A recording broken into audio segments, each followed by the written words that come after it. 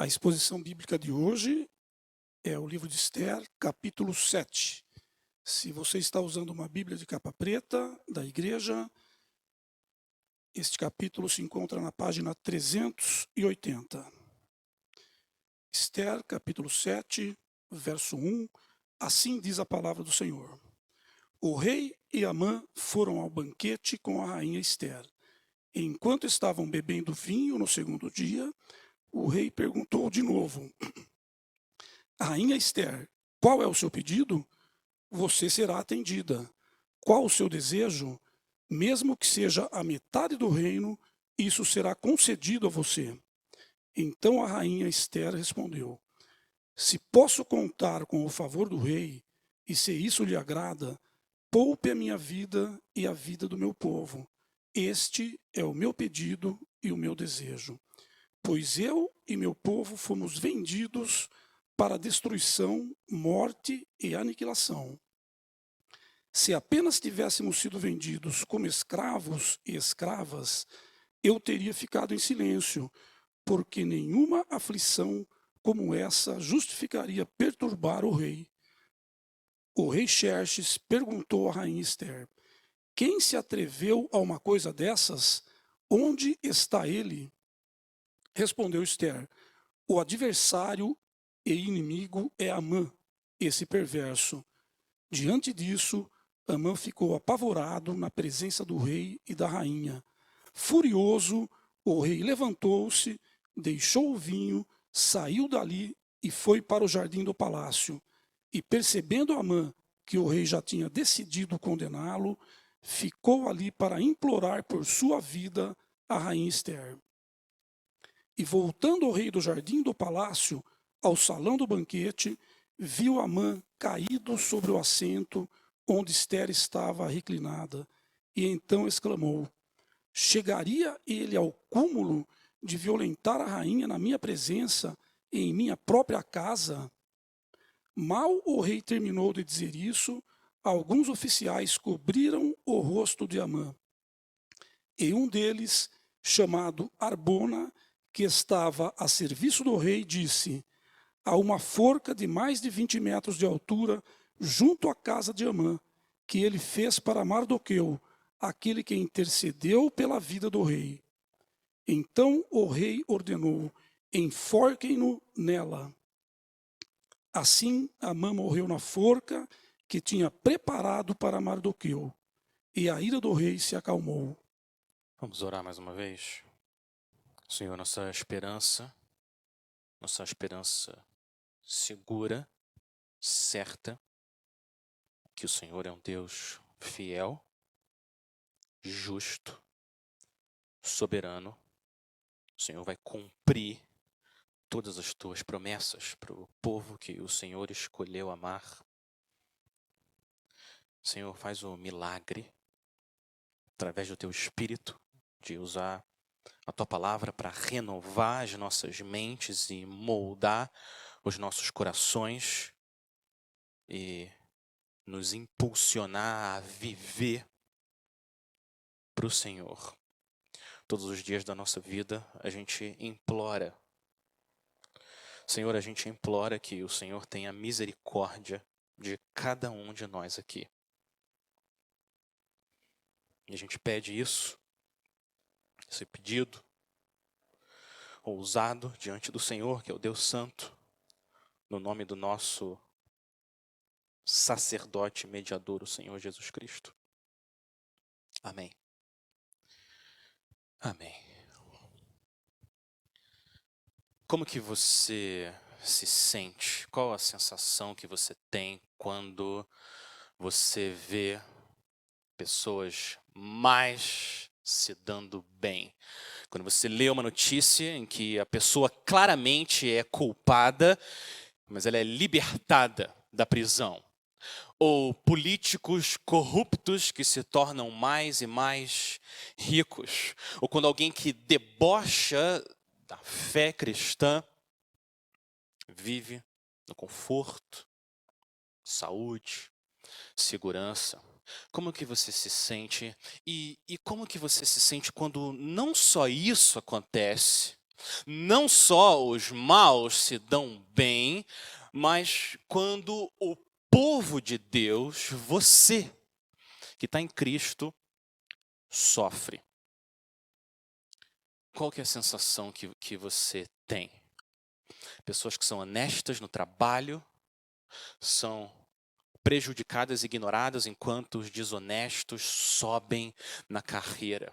Ou nossos irmãos na Coreia do Norte que amam o Senhor são jogados em campos de concentração e comem o suficiente só para não morrer muito rápido, enquanto o ditador fica se deliciando em banquetes.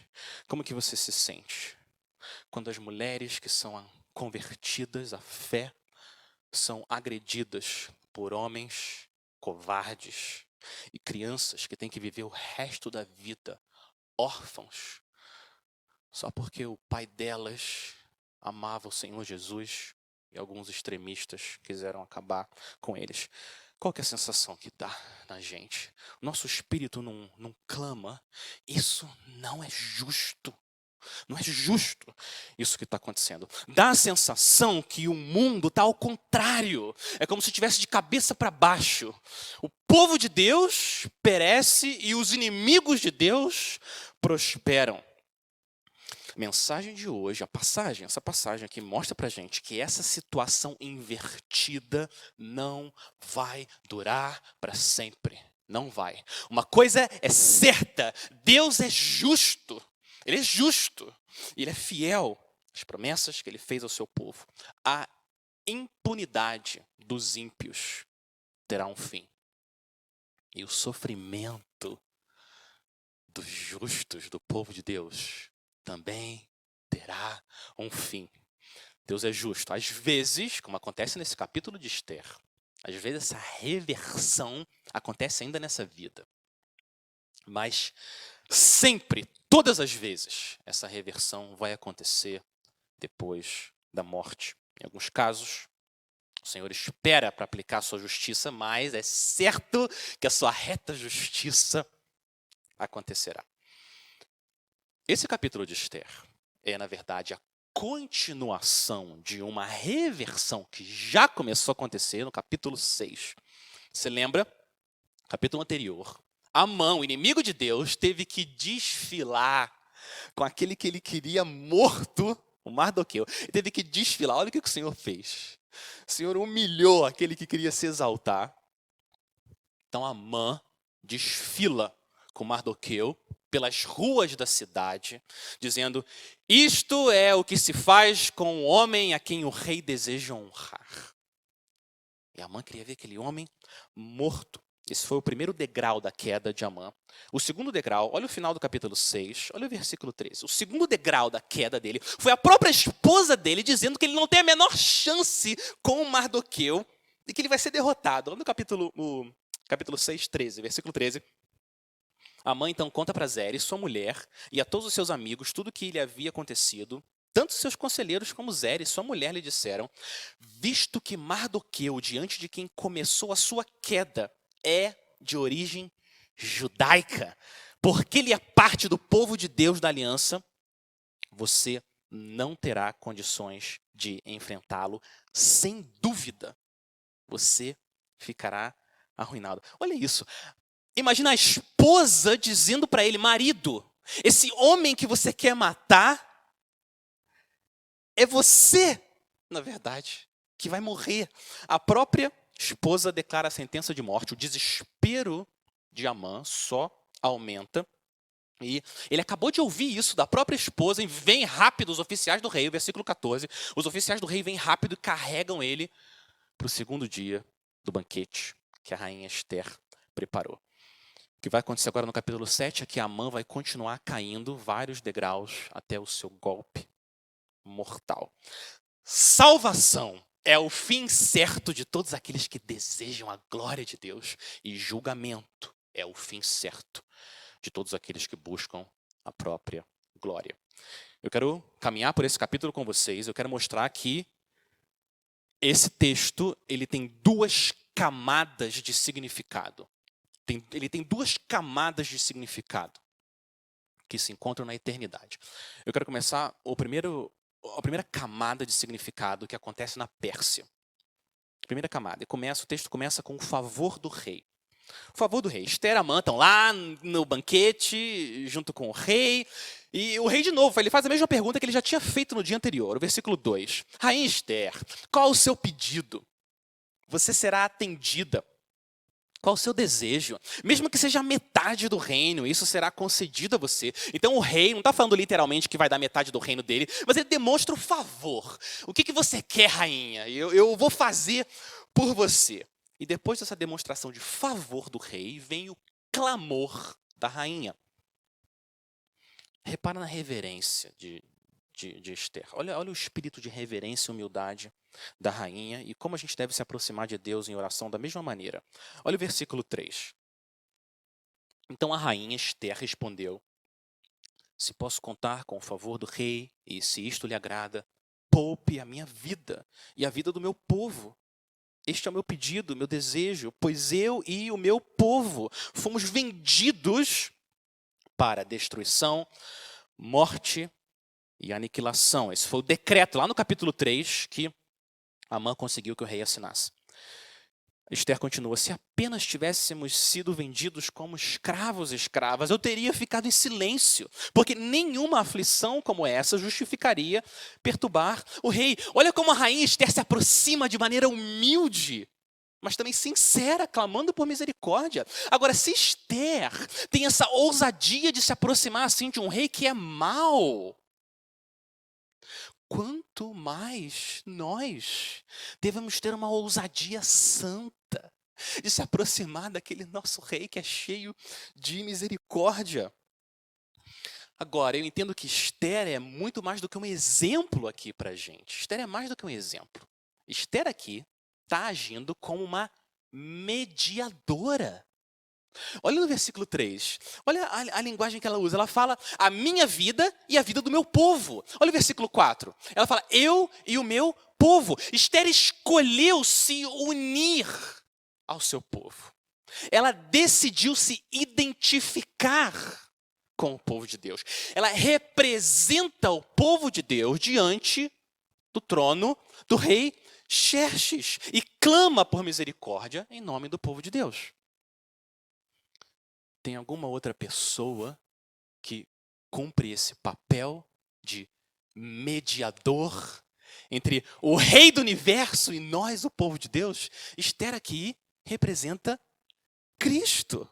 Jesus também. Jesus, ele que escolheu se identificar com a gente e clamar por misericórdia diante do trono de Deus. Foi escolha dele. O que acontecer comigo acontece com o meu povo. O que acontecer com o meu povo acontece comigo. Jesus escolheu se identificar com a gente, nos representar diante do trono de Deus. Com o sumo sacerdote desse que a gente tem, por que a gente balança tanto na nossa fé? Por que a gente trepida nas nossas orações? O Senhor nos ouve com compaixão, por causa dele, Cristo. Agora, o rei sabia o decreto que ele tinha assinado. Esther falou do decreto e o rei sabia que ele assinou um decreto para matar um povo. O que o rei não sabia era quem era esse povo. E o que ele não sabia também é que Esther, a rainha dele, também era parte desse povo. Mas agora ele vai ficar sabendo. Olha o versículo 5. O rei Xerxes pergunta à rainha Esther. Ele está indignado. Começa aqui a aquecer a fúria do rei Xerxes. Quem se atreveu a uma coisa dessas? Onde está ele? Agora, olha a cena. O rei não sabe quem é.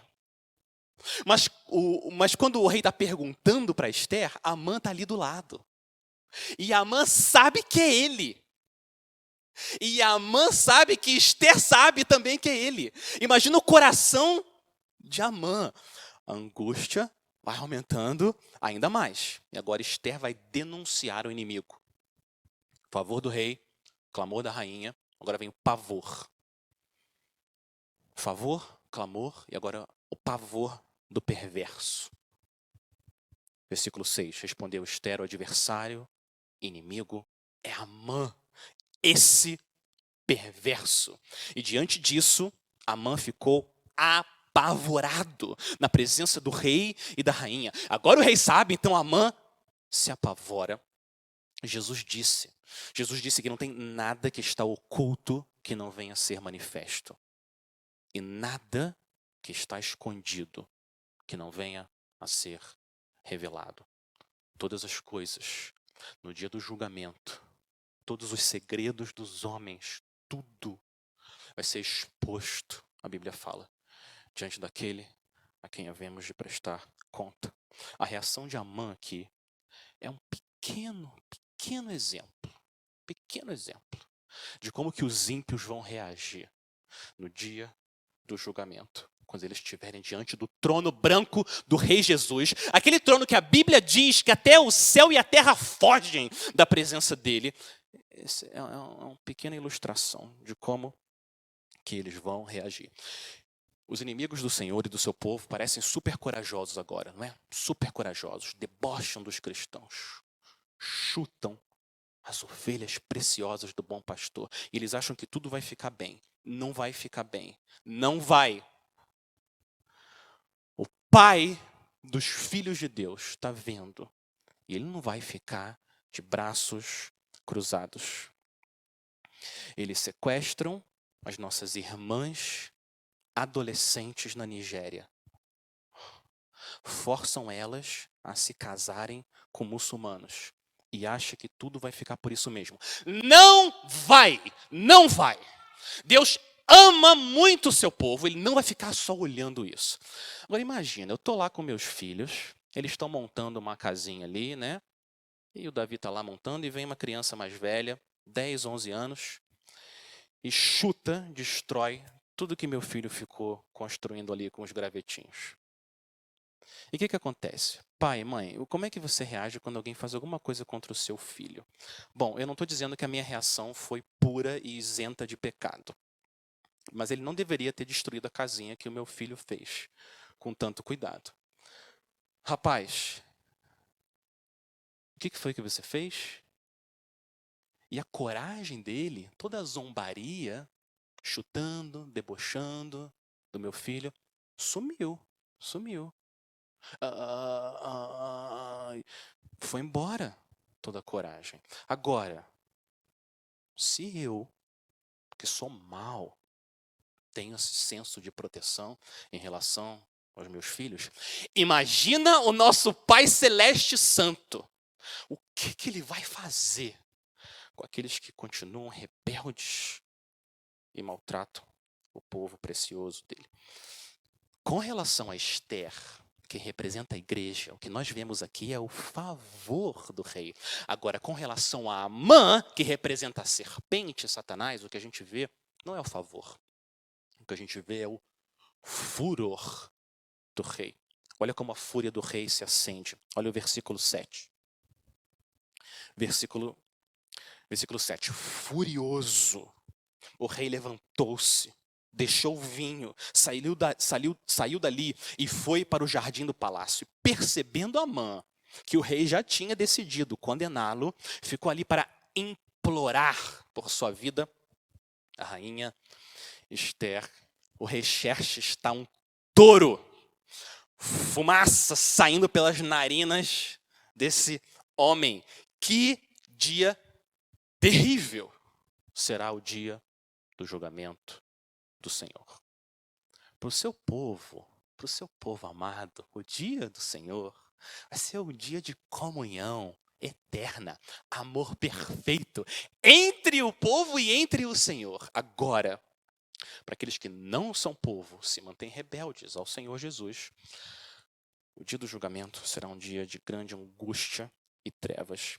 Deixa eu ler para vocês o que o Senhor disse, o próprio Deus, como que ele descreveu esse dia do julgamento, através de Sofonias. Sofonias 2,14.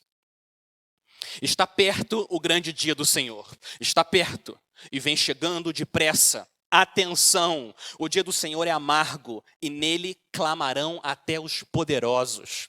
Aquele dia será um dia de ira, dia de angústia e tribulação, dia de ruína e destruição, dia de trevas e escuridão, dia de nuvens e densas trevas. Olha o que Deus diz: trarei angústia sobre as pessoas, e elas andarão como se estivessem cegas, porque pecaram contra o Senhor. O sangue dessas pessoas será derramado como pó, e a sua carne será espalhada como esterco. É isso que Deus disse sobre o terrível dia do julgamento dele. Deus é amor. Deus é amor. Deus é amor. Louvado seja o Senhor, Ele é amor. Mas Ele também é justiça e Ele também é santidade. O amor dele é santo e o amor dele é justo. Para aqueles que se achegam a Deus em submissão, humildade, fé, Ele não rejeita ninguém. Ele pode se aproximar, qualquer um pode se aproximar com segurança, em nome do Senhor Jesus. O Senhor Jesus é um cordeiro manso e humilde para aqueles que se aproximam, que sofrem e pedem a ajuda dele. Agora, para aqueles que se mantêm rebeldes, ele não é um cordeiro, ele é um leão furioso, poderoso, pronto para agarrar a sua presa. Para o seu povo, promessas de amor eterno. Para aqueles que não são seu povo, promessas terríveis de terror eterno. Existe uma diferença infinita entre ser parte do povo de Deus e não ser parte do povo de Deus. Se você é uma ovelha do Senhor Jesus, eu quero de novo lembrar você que o Senhor, Ele move o universo.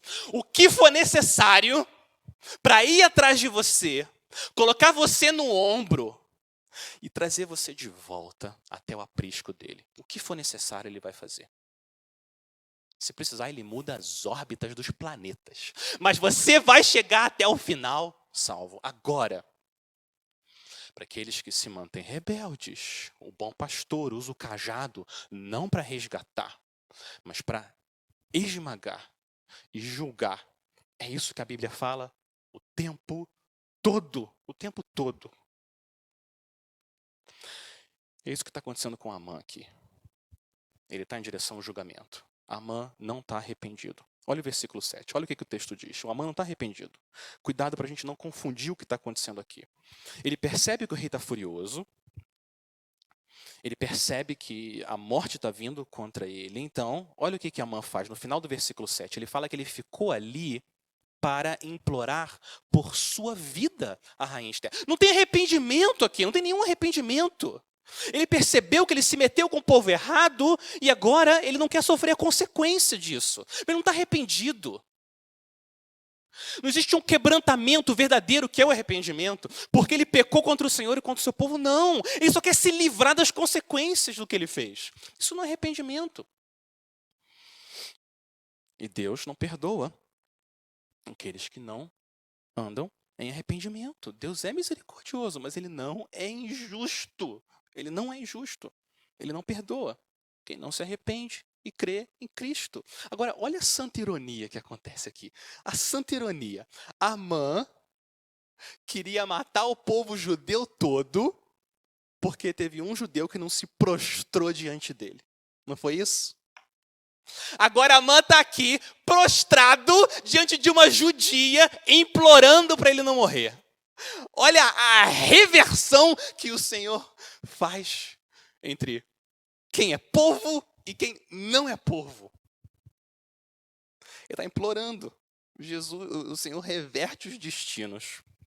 Agora, como o apóstolo Paulo disse, em 2 Timóteo, os ímpios vão de mal a pior. Eles vão de mal a pior, descendo degraus e mais degraus. Amã continua despencando em direção à destruição. Olha o que acontece agora. A angústia de Amã vai aumentando, na mesma proporção da fúria do rei. O versículo 8, o rei volta do jardim e ele vê Amã fazendo o quê? Amã está caído aonde a Esther está ali reclinada. E o rei vê o que Amã está fazendo, ele fica indignado. Uma regra na Pérsia, que você tem que ficar no mínimo 7 passos de distância da rainha. Nenhum homem pode chegar perto da rainha assim. E ele fica lá. O rei tinha saído e ele fica perto da rainha. O rei fica mais indignado, ele acha, o versículo 8, ele acha que está tentando abusar da rainha, ele não consegue nem enxergar direito o que está acontecendo, tão furioso que ele está com Amã, traidor, quer matar minha rainha, matar aquele que quis me salvar, Mardoqueu. E versículo 8, o rei exclama, chegaria ele ao cúmulo de violentar a rainha na minha presença e em minha própria casa. E mal o rei termina de dizer isso, vem alguns oficiais e cobrem o rosto de Amã. Era comum na época, como é em vários lugares hoje ainda, alguém que foi condenado à morte, coberto, talvez com um pano de saco preto, para nunca mais ver a luz do sol. E foi o que aconteceu com Amã aqui. Nunca mais, a partir desse momento, nunca mais ele viu a luz do sol. Essa é uma imagem daqueles que estão fora de Cristo, que não andam com o Senhor, não servem a Deus, não amam o Senhor. Escuridão, trevas. Amã representa a serpente. Olha que interessante. 48 horas atrás, menos de 48 horas, há pouco tempo atrás, Amã estava se gabando.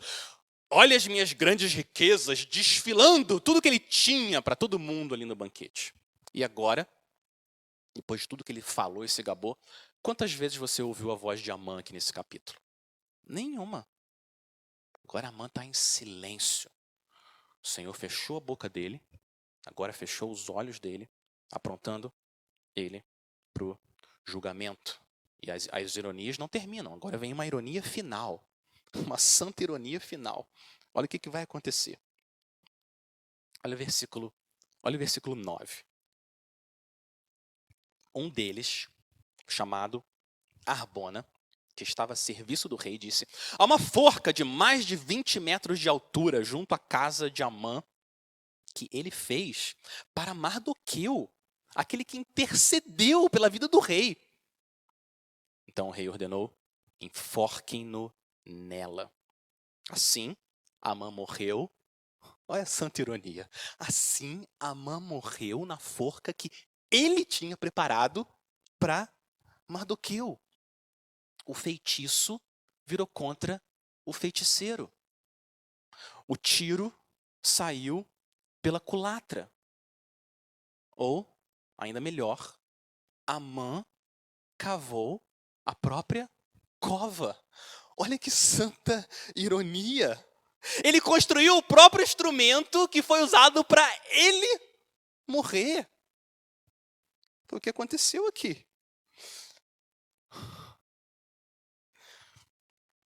Agora, eu quero lembrar todos nós, a gente está vendo, lendo uma história na Bíblia, um livro, e vendo sobre Amã, o que aconteceu com ele.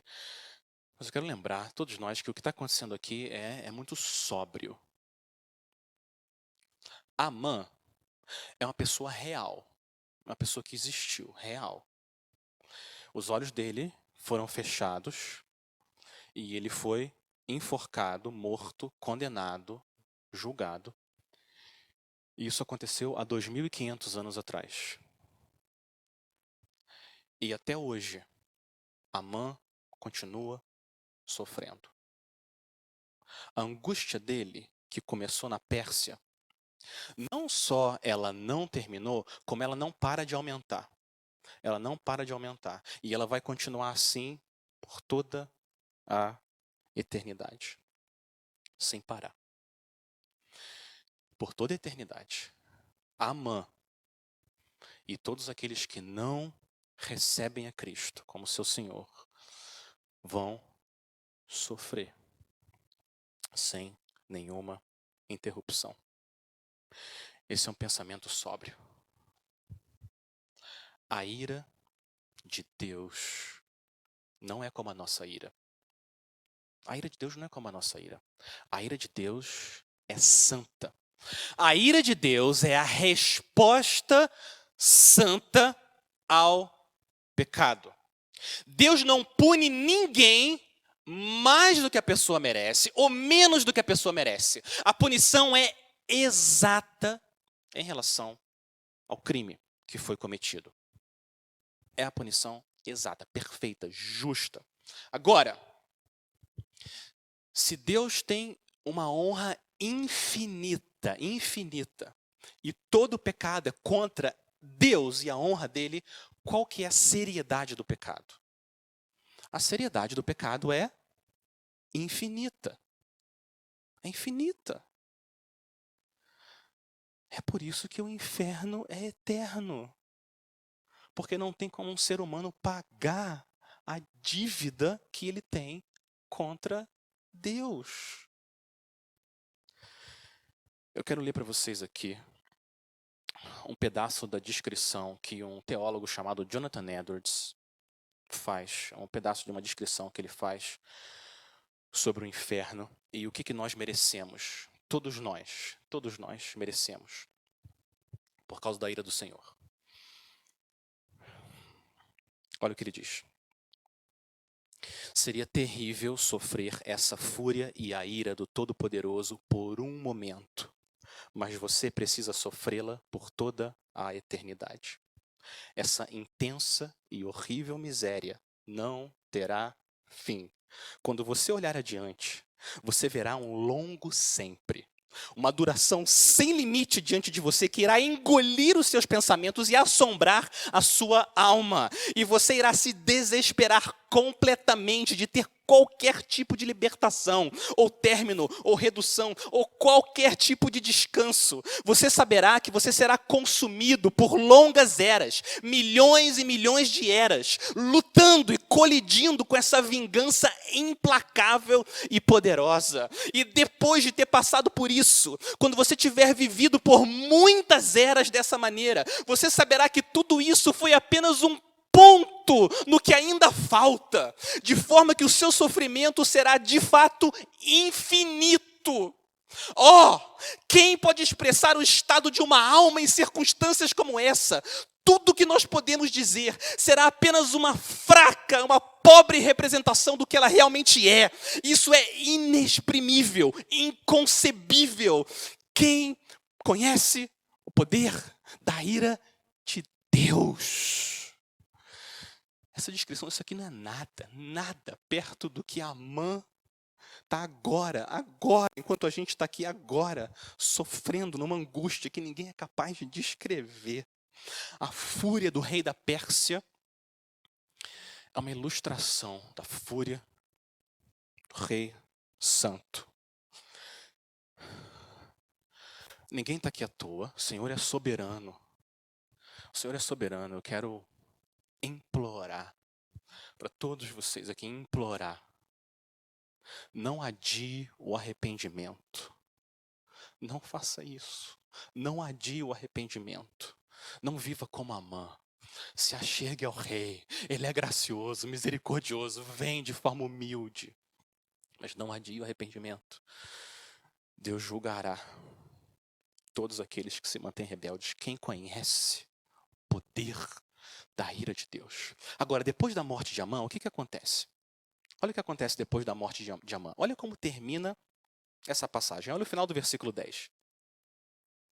O rei estava furioso e agora a ira do rei se acalmou. No versículo 7, o rei estava furioso. A ira dele acendeu, aumentou. Quando Amã morre, a ira dele se apaga e o rei se acalma. O que está acontecendo aqui? O que Deus quer mostrar para a gente aqui? Esse é um padrão nas Escrituras. Deus salva o seu povo julgando os inimigos. Esse é um padrão que a gente vê na Bíblia o tempo todo. Deus salva julgando. Deus salva julgando. Foi o que aconteceu aqui na Pérsia. Ele salva o seu povo julgando os que não são povo dele. Essa é a primeira camada de significado que está acontecendo aqui. Deus glorifica, Deus traz glória ao nome dele, mostra o poder dele, a justiça dele, salvando através do julgamento. Adão e Eva. O que aconteceu com Adão e Eva? Eles estavam condenados. Condenados, não era isso? Certamente morrerás. O que o Senhor faz? O Senhor sacrifica um animal, julga, mata um animal e salva, cobre Adão e Eva da sua vergonha. De novo, dilúvio. Humanidade condenada. O que acontece? Deus derrama o julgamento e as águas de julgamento são o meio que Deus usa para julgar e são o meio que Deus usa para salvar Moisés. Desculpa, Noé. Noé é salvo através das águas do dilúvio. Israel, Êxodo, Mar Vermelho diante deles. O que o Senhor faz? Deus abre o mar para Israel, que é seu povo é salvo, e Deus fecha o mar e julga o mar, para julgar aqueles que não são o seu povo. Deus salva através do julgamento. É isso que Deus mostra o tempo todo na Bíblia. E é o que está acontecendo aqui, na Pérsia. É a mesma coisa. Deus julga o faraó para salvar Moisés, Deus julga Saul para salvar Davi. Esse é o padrão que a gente vê o tempo todo. Deus salva Esther e o seu povo, julgando Amã. Agora, uma vez que a gente viu esse padrão do Senhor trabalhando em todas as Escrituras, a gente pode ir para a segunda camada de significado. O que eu entendo que está acontecendo aqui também? O Espírito Santo não quer que a gente pare aqui agora na Pérsia, nesse momento. O texto de Esther 7 foi escrito para a gente ir para uma segunda camada de significado e sair da Pérsia e ir até Jerusalém, 500 anos depois do que aconteceu aqui. Esther 7 é uma das pregações mais claras do Evangelho do Senhor Jesus Cristo. A mensagem da cruz está aqui dentro de Esther 7. É o mesmo padrão. Para pensar. Assim como o povo judeu, nós estávamos debaixo de uma sentença de condenação. Não é isso? E a gente vai até o rei, clama por misericórdia, e ele julga o nosso inimigo, Satanás, e nos salva, e nos traz para a presença dele. É o que está acontecendo aqui, nós somos salvos. Agora, a gente pode ir além disso, além. A graça do Senhor é ainda mais maravilhosa, a gente pode ir além. Olha o que está acontecendo aqui. A nossa reação inicial, quando a gente olha esse texto, é se identificar com quem?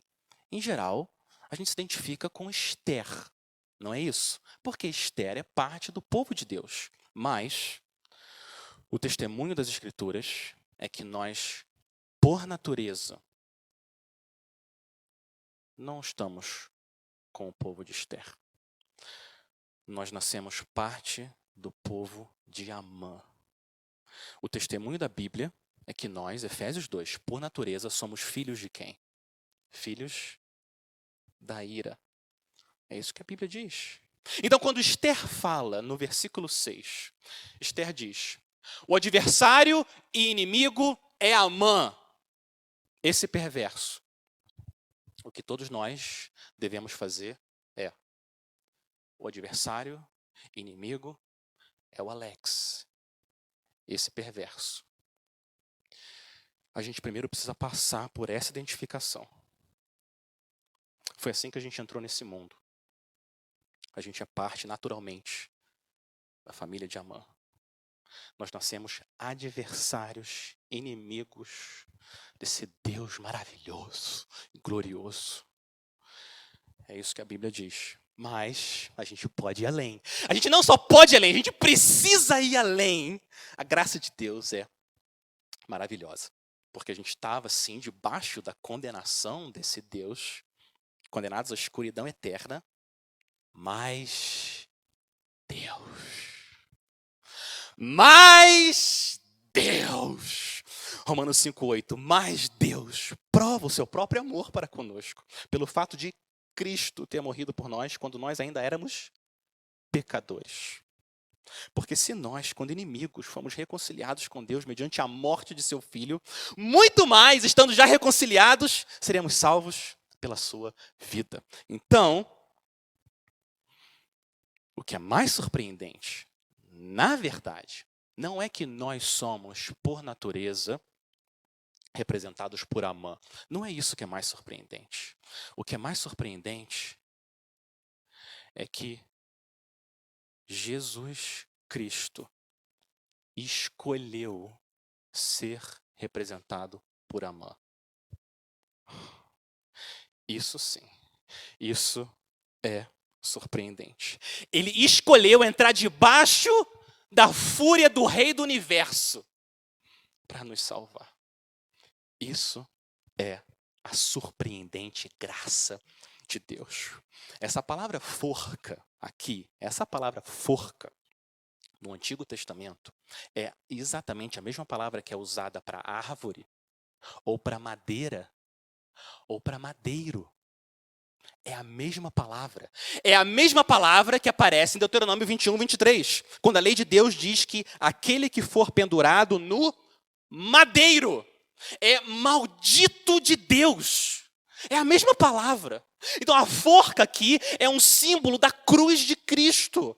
Cristo se fez de maldição no nosso lugar, como Amã foi amaldiçoado pelo rei. Isso sim, isso é surpreendente. O filho bendito de Deus se torna maldito.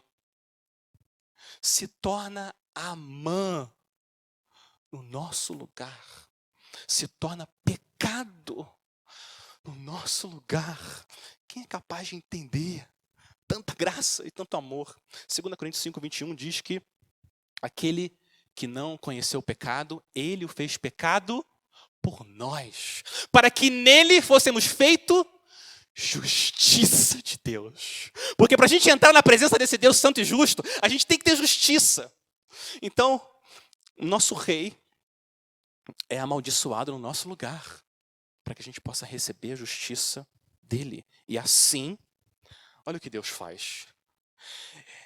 Ele torna um lugar de maldição um lugar de salvação. A cruz, que é originalmente um lugar de maldição, para nós, o que ela é? É um lugar de salvação. O Senhor reverte as coisas desse mundo. A morte de Amã para salvar Esther é uma ilustração linda do Evangelho da Graça. O Senhor Jesus enfrentou a fúria santa do rei no nosso lugar. E agora, a ira se acalmou. Pecados pagos para sempre. O Senhor Deus satisfeito. Agora a gente sabe que a gente está reconciliado com Ele por toda a eternidade. 1 Pedro 2, versículo 10 diz que antes vocês não eram povo, mas agora são povo de Deus. Antes não haviam recebido misericórdia, mas agora a receberam. O Senhor reverte os destinos. Quem não é povo, Ele torna povo. Foi o que Ele fez com a gente. Porque Ele é soberano e porque Ele controla a história, Ele tem poder para reverter o destino de quem Ele quiser. E foi o que Ele fez com a gente, a igreja. Adão e Eva estavam condenados no Éden. O que Deus faz? Deus reverte a história e dá uma promessa. Eu vou matar a serpente e vou trazer vida a vocês. Jesus, crucificado, morto, sepultado. O que o Senhor faz? Reverte a história. E da morte, Jesus vem para a vida. E Ele ressuscita. Agora, para pensar. Olha como Deus construiu a nossa vida aqui. Ele é tão poderoso, Ele é tão poderoso, que a sua morte é o evento que vai ser revertido no começo da vida de verdade, o que você foi criado para ser. Livre do pecado, em comunhão perfeita com Deus, amor eterno. O Senhor reverte a história, porque Ele é soberano. Deus escolheu, a providência dEle, trazer glória ao nome dEle, fazendo isso. Agora, quando você pensa na sua vida, o que está acontecendo com você? Por que está acontecendo isso? Parece que Deus está me matando, parece que Deus está arrancando vida de mim com isso que eu estou passando. Eu quero lembrar você que Deus é o Deus que reverte as situações. A providência dEle faz isso, Ele traz glória ao nome dEle a qualquer momento. Ele pode reverter completamente a situação em que você está vivendo. Mas, mais importante, eu quero lembrar você que a maior reversão da sua vida, você que está em Cristo, a maior reversão já aconteceu. O Senhor não promete reverter em conforto a nossa vida aqui. Mas em Cristo Ele promete que a maior reversão do universo, da condenação para a reconciliação eterna, já aconteceu por causa do nosso rei, amaldiçoado no madeiro, no nosso lugar. Se tornou Amã para que a gente fosse Mardoqueu e Ester, parte do povo de Deus. Esse é o custo de o Senhor manter a sua justiça e cumprir a sua promessa de amor. O filho dele precisou entrar no meio e morrer no madeiro, no nosso lugar. Povo de Deus, a justiça do Senhor será feita. Você continua perseverando, continua esperando que a justiça de Deus, ela não tarda e nem falha. Porque Ele é um Deus reto e tudo que Ele faz é certo. Mas você que está em Cristo, você está protegido eternamente da fúria desse rei. A única coisa que você vai receber para sempre é amor. O rei já foi pendurado na cruz no seu lugar. Faz uma diferença eterna você confiar em Cristo e servir a Ele e não confiar no Senhor e não servir Ele. A diferença é eterna. Eu quero terminar lendo para vocês as palavras do profeta Malaquias. Olha o que o Senhor diz através de Malaquias. Malaquias 3. Olha o que ele diz para a igreja. Malaquias 3,17. No dia em que eu agir, diz o Senhor dos exércitos, eles serão o meu tesouro pessoal. Eu terei compaixão deles, como um pai tem compaixão do filho que lhe obedece. Então vocês verão novamente a diferença entre o justo e o ímpio, entre os que servem a Deus e os que não servem. Uma coisa é certa: Deus é amor, e Deus é santo, e Deus é justo. A impunidade dos ímpios vai ter fim, mas a sua salvação, sua comunhão com o Senhor, não. Ela vai ser eterna por causa daquele que se entregou no nosso lugar. Vamos orar? Quero orar com vocês e louvar o Senhor pela obra dele através da cruz de Cristo, e a gente vai se preparar para a ceia do Senhor. Senhor, quem é capaz de entender tão grande amor que o Senhor tem para o seu povo, ao ponto de ter escolhido julgar o teu filho santo no nosso lugar? Senhor, eu quero clamar ao Senhor, implorar, como Ester implorou por misericórdia ao rei Xerxes. Nós queremos, em nome de Jesus, implorar que o Senhor, sim, derrame misericórdia na vida de cada um de nós e sustente a nossa fé quando a gente estiver confuso diante das coisas que acontecem nesse mundo. Que o Senhor nos lembre que o Senhor é um Deus justo. O Senhor vai manter as suas promessas de amor ao seu povo e julgar aqueles que se mantêm rebeldes ao Senhor. Pai, atrai para a cruz de Cristo aqueles que ainda não se entregaram ao Senhor. Pai, esse é o nosso pedido. Que o Senhor glorifique o teu nome salvando e não julgando, em nome de Jesus. Amém.